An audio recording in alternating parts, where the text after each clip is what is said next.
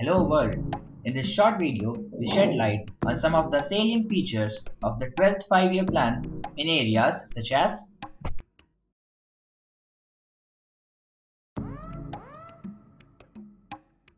agricultural and rural development,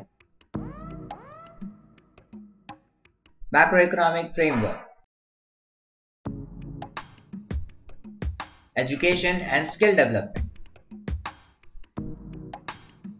energy, water and environment, health, urban development.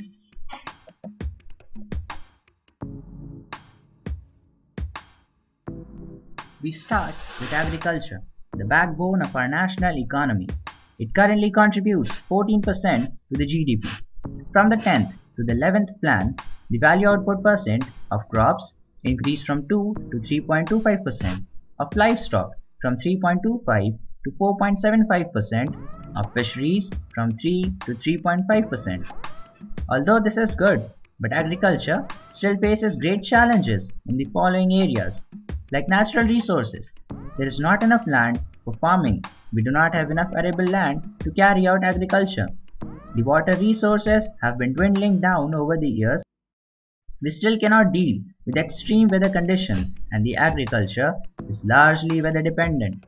Farm operations, there is shortage of labor, and the market has been tightening over the years. The youth has been migrating away from agriculture, resulting in declining youth participation.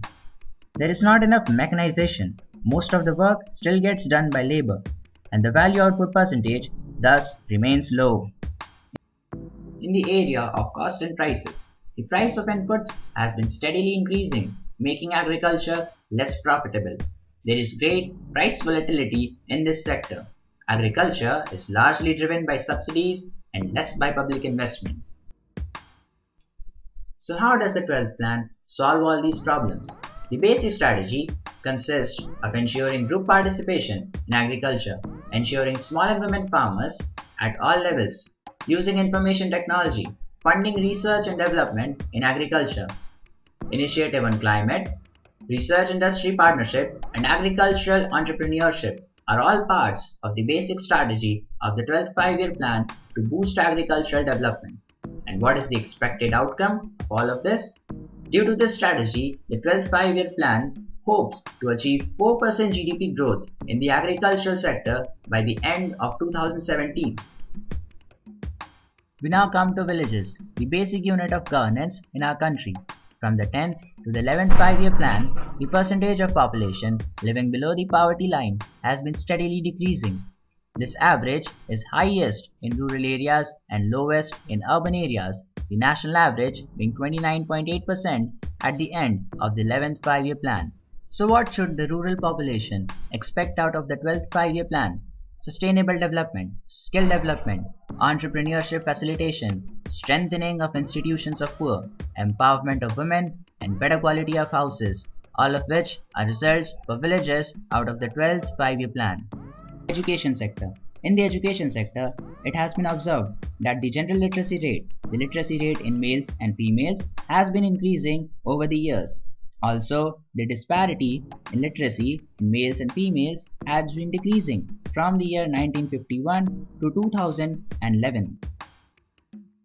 We now come to the objectives of the 12th five-year plan in various areas. Like elementary education, it aims to provide 1 year of well-supported schools, provide supplemental instruction for disadvantaged children, open residential schools in areas of civil strife, and improve the teacher training.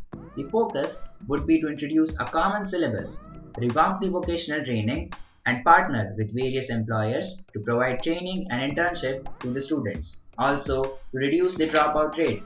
To this end, the 12th five-year plan aims to open 6,000 quality model schools at the block level and 3,500 at the state level. We now come to the important sector of health. The 12th five-year plan aims to lower mortality rate, raise the quality of healthy life, and also provide financial protection so that medical treatment is in everybody's reach. To this end, the 12th plan strategy is to strengthen the public healthcare system introduce universal healthcare, and use funding as a method of reform in the health sector. We now come to urbanization. The urban population in India is expected to go up from 377 million in 2011 to 600 million in 2031. The main challenges in the urban area are housing shortage. There are not enough houses for the huge urban population of India.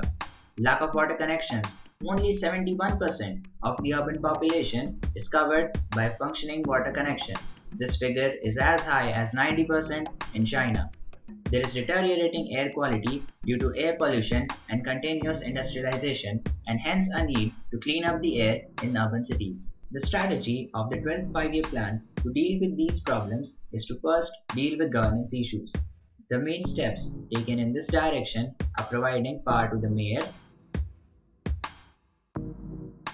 ensuring a citizens' charter that will contain information about all services, establishing a Lokayukt at the city and state level to deal with problems of corruption, building capacity for urban management. The 12th plan will establish 5 Indian Institutes of Urban Management and introduce standardized training modules in each of these institutes.